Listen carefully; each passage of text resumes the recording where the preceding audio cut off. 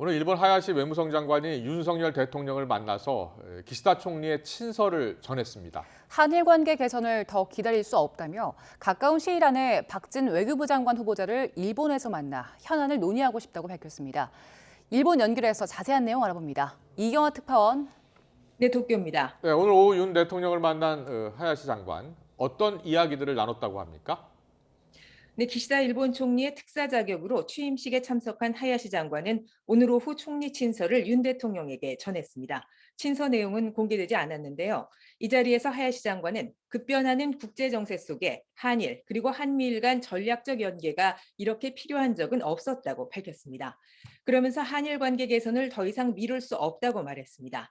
이에 대해 윤 대통령은 한일 관계를 중시한다며 관계 개선을 위해 함께 협력해 가고 싶다. 긴밀히 의사소통을 하자는 뜻을 밝혔다고 하야시 장관은 전했습니다.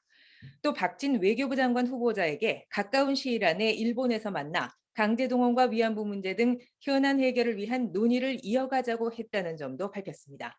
하야시 장관은 한국 새 정부 측에 양국 현안에 대한 일본의 입장을 직접 전한 것에 의미를 뒀습니다. 한국 측도 한일 관계가 더 이상 나빠져서는 안 된다는 강한 의욕을 보였다고 밝혔지만 구체적인 내용은 언급을 피했습니다. 네, 일단 오늘 대화 분위기는 좋았던 것 같은데 그런데 강제 동원과 위안부 문제 등 현안에 대해서 한일 양국 정부 입장은 차이가 있는 것도 사실이 아닙니까? 네, 그렇습니다. 하야시 장관은 대통령 면담 후 가진 기자회견에서 일본의 일관된 입장을 바탕으로 새 정부와 긴밀히 의사소통을 할 것이라고 강조했습니다.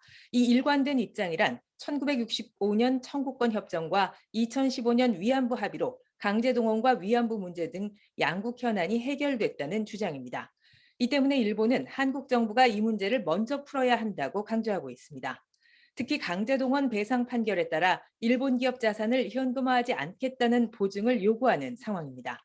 한편 우리 정부는 일방적으로 해법을 제시하라고 요구할 것이 아니라 외교당국 간 대화로 함께 풀자는 입장입니다.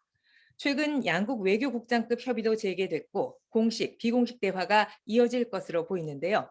다만 양국이 과거사 문제 해법을 둘러싼 인식차를 좁히고 피해자와 국민에게 충분히 설명하기까지는 시간이 필요할 것으로 보입니다. 과거사 문제에 대한 논의도 진행되고 있는 가운데 다음 달부터는 양국 간 왕래도 본격적으로 재개되지 않습니까? 네, 먼저 코로나 사태 이후 중단된 김포 하네다 항공 노선이 다시 열릴 전망입니다. 일본 정부는 세계에서 가장 엄격한 수준으로 유지해온 코로나 관련 입국 규제를 다음 달부터 대폭 완화할 방침인데요. 이에 따라 이르면 다음 달 단체 관광을 일부 허용하는 것도 검토하고 있습니다.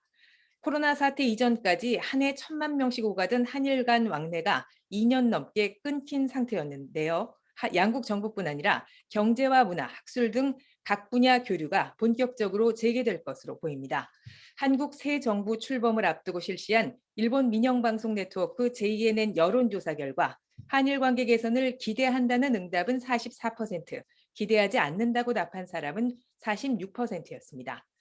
한일 관계 개선에는 양국 국민 여론도 매우 중요한 만큼 이제 기지개를 켠 한일 간 왕래가 앞으로 어떤 영향을 미칠지도 지켜봐야 할 것으로 보입니다. 지금까지 도쿄에서 YTN 이경화입니다.